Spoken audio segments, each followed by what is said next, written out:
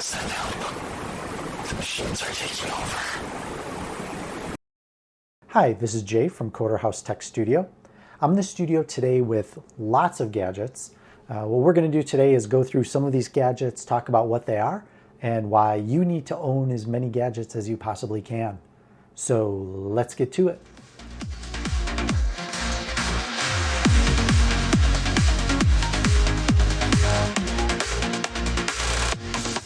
Disclosure. We are not paid for the reviews that we're going to give today or having the discussion of any of these gadgets. We don't receive them for free. We're not compensated in any way for talking about any of the products that you're going to hear about today on this video.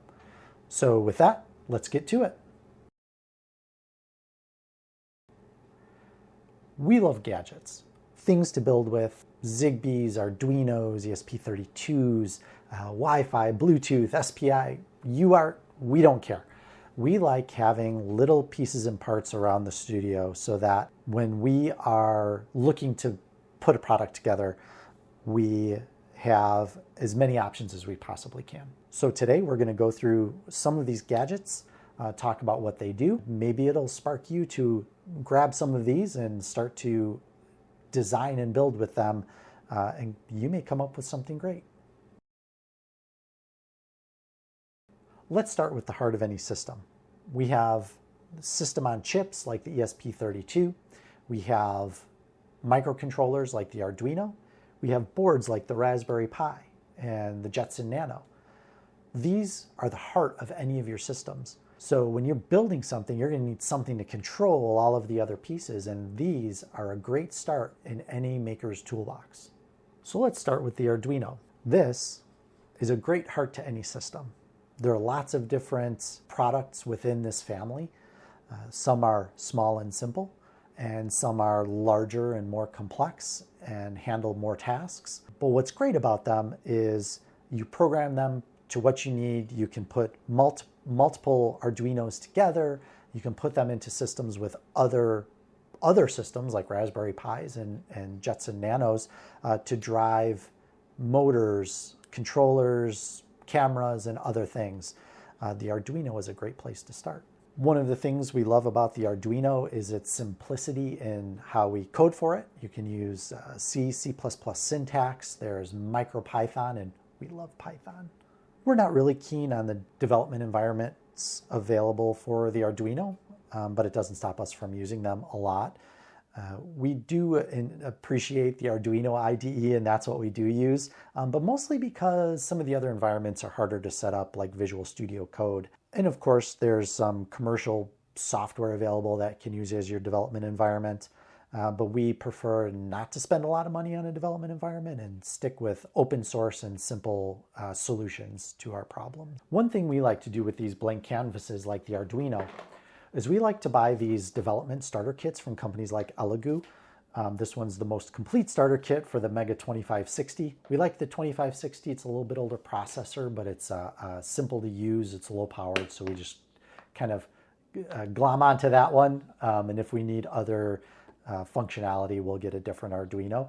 But what we do is if a new product comes out, or we're not sure if we want to use a specific type of microcontroller in a product, we'll buy these starter kits, and they come with basically everything. They come with your development board, they come with batteries and controllers and displays and input and output stuff, wires and breadboards and all kinds of things, and you can usually pick them up for fairly cheap. So we like to pick these up and use them and work through. A lot of times they come with a book with examples in them and things like that.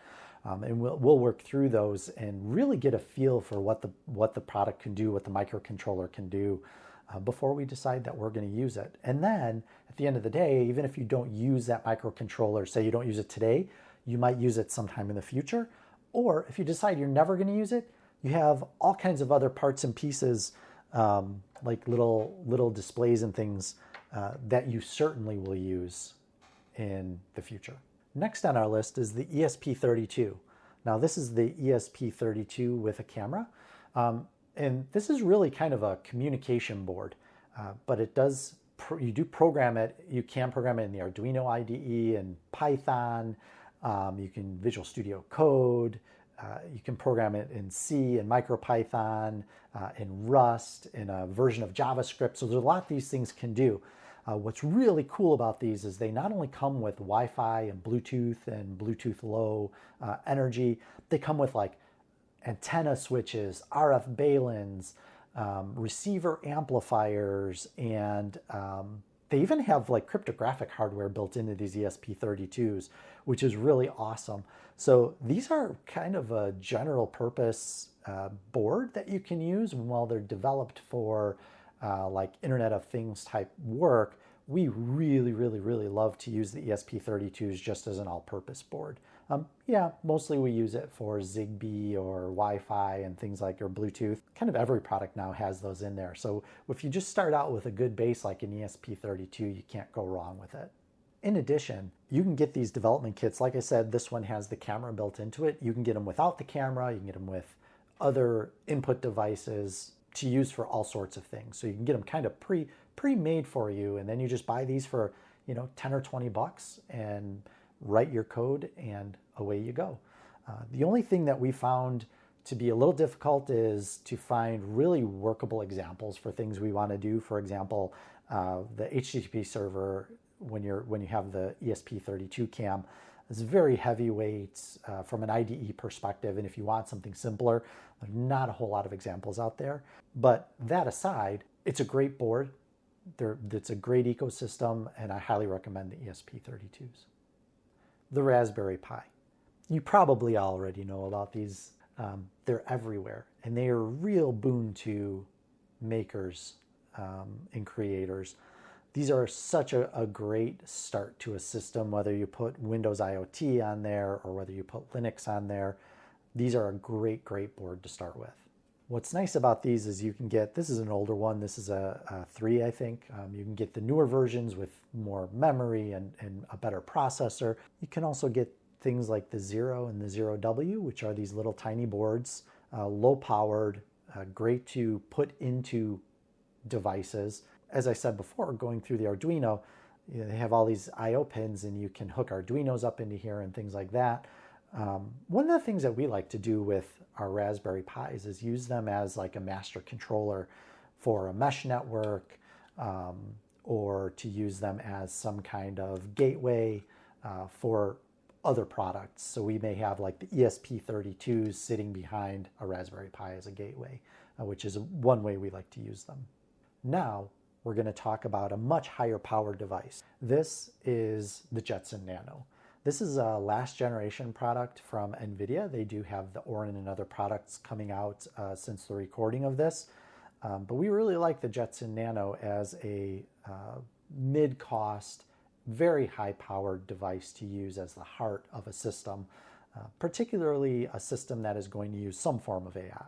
These run Linux, and when you install the image from Nvidia, you get all of the developer tools, and you get lots and lots of documentation about how to program these.